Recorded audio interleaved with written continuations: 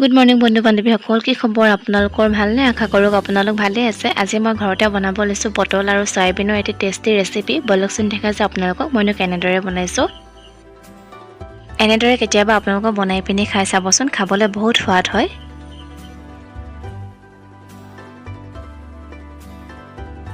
এতিয়া মই লৈছোঁ পটল কেইটামান। পটলকেইটা বাকলি চুচি মেলি ধুই মেলি এতিয়া টুকুৰা টুকুৰকৈ কাটি খৰাহীটোতে থৈ লৈছোঁ।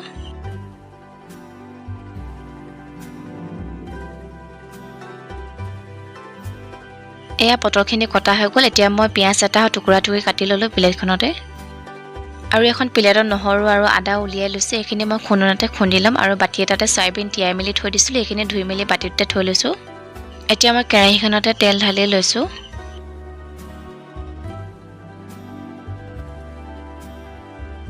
তেলখিনি গৰম হোৱাৰ পাছত হালধি আৰু নিমখ অকণমান দি লৈছোঁ। এইখিনি অকণমান লৰাই পিনি পটলখিনি ফ্ৰাই কৰি ল'ম।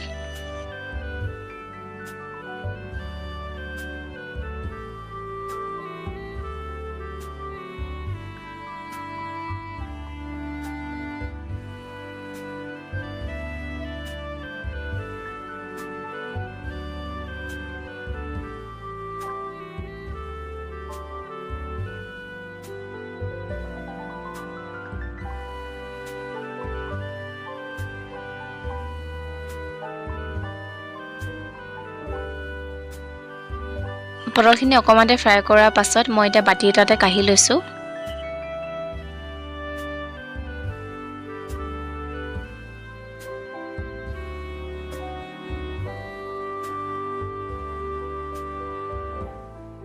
একেখিনি তেলতে আলু এটা কাটি ফ্ৰাই কৰি লৈছোঁ।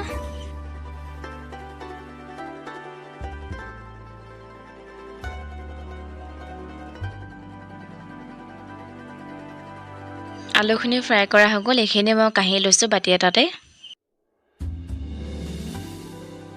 আকৌ সেই একেখিনি তেলতে পাঁচফোৰণ, তেজপাত আৰু ডালচেনিখিনি দি লৈছোঁ।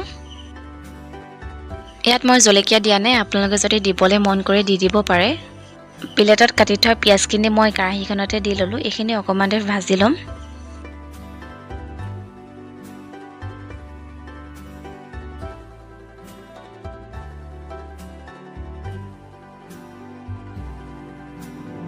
পিঁয়াজখিনি অকণমান ৰঙচুৱা হ'ব ধৰোঁতে নহৰু আদাখিনি দি ল'লোঁ।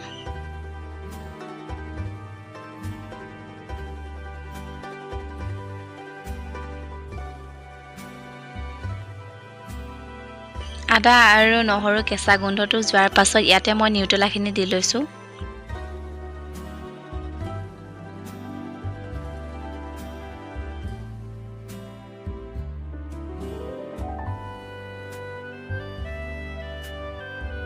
নিউটেলাখিনি অকণমান দি ভজাৰ পাছত পটল আৰু আলুখিনি ইয়াতে ঢালি ল'লোঁ।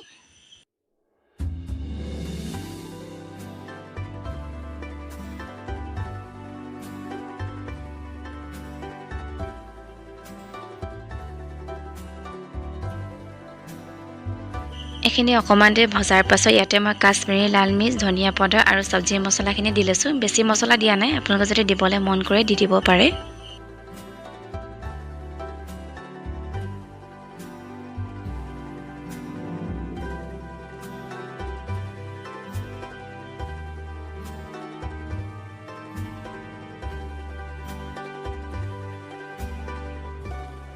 এয়া ভাজাটো হৈ গৈছে অকণমান। এতিয়া মই ইয়াতে পানী অকণমান দি ল'ম।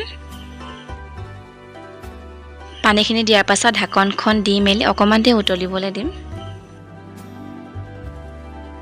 অকণমান দেৰি পাছত ঢাকনখন খুলি মেলি চাইছোঁ, চাওকচোন ইমান ধুনীয়াকৈ সিজি গৈছে। ইয়াতে মই ধনিয়া অকণমান দি লৈছোঁ। এইখিনি হৈ গ'ল।